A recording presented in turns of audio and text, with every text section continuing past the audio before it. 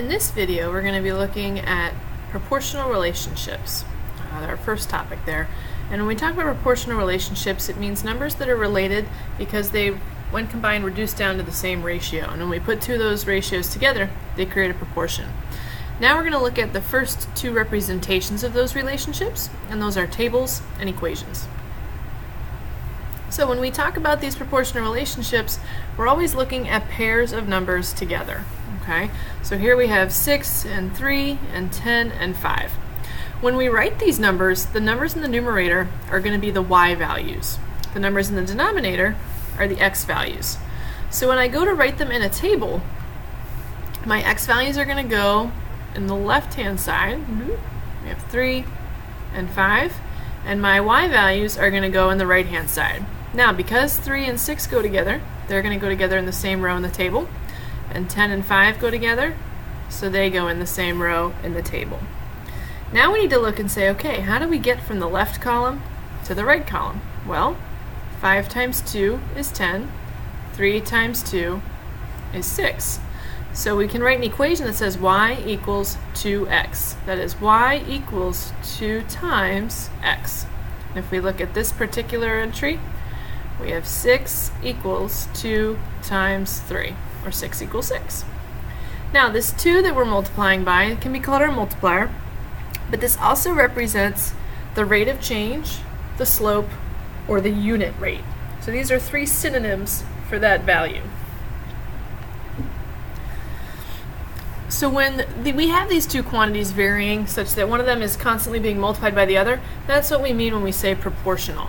And here we just have our basic form of the equation, y equals mx. And this m is that slope or rate of change or the unit rate or the multiplier that we looked at on the last page.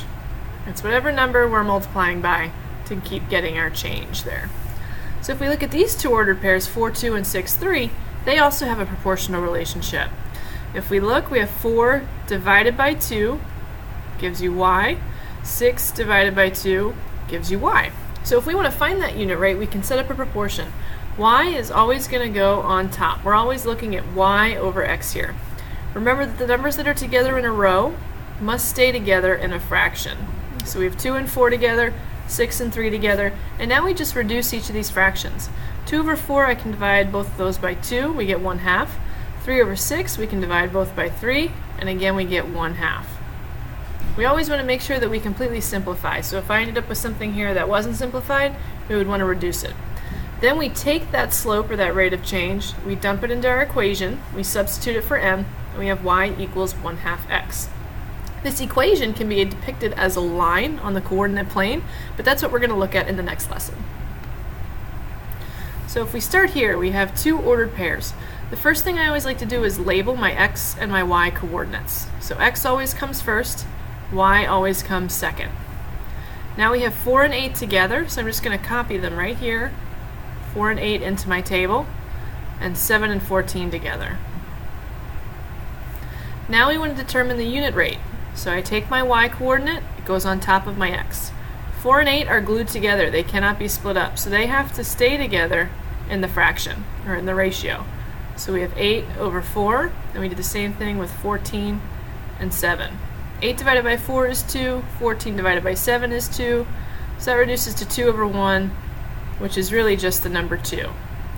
Now if we want to write the equation, we know our equation is always going to be y equals something times x. We take our value of our slope, we substitute it in, and we have y equals 2x. Go ahead and pause the video and try the next one on your own. Alright, if we look at each one of these, we have our x's and our y's together, and I can kind of make this look like, we can make it look like the ordered pair that we had before. I'll get rid of that. Don't know what that was. Okay, by drawing in the parentheses and the comma, just to make sure we have everything in the right spot. So I've got 18, comma 6, which was my first point, then I have 12, comma 4, which was my second. Then we come down here, we put y over x, we reduce each fraction. Here, in the first one we can divide by 6, in the second we can divide by 4, and we get y equals 1/3 for our ratio. So our equation is going to be y equals 1/3 x. So now we're going to kind of keep practicing with this. We can start with our proportion. I also like to start with the table. So go ahead, pause the video, see if you can fill these in.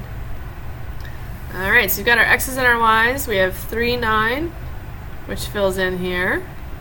We have 4, 12. Okay.